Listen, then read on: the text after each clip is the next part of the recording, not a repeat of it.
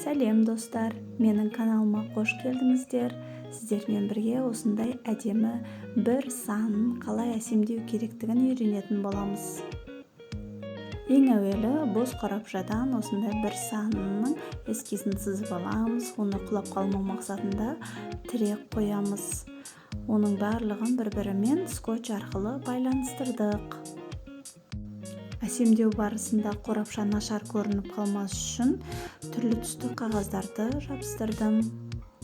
Цифрамызды әсемдеу үшін қағаз салфеткаларды пайдаландым. Ол менде алдын ала дайындалған. Егер сіздер де жасап көргілеріңіз келсе, менің YouTube каналымнан тамашаласаңыздар болады.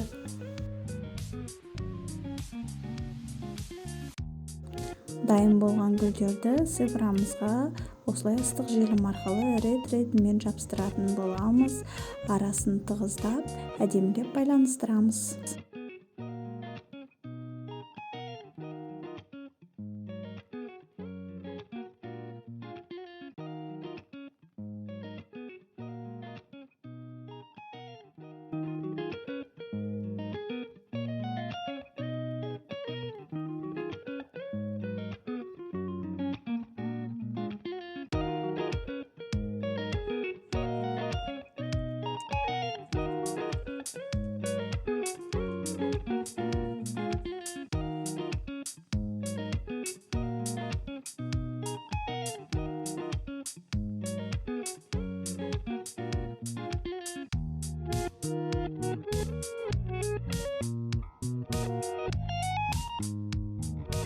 Егер менің видеомды соңына дейін көрген болсаңыздар, менің каналыма жазылып, лайк басуды ұмытпаңыздар.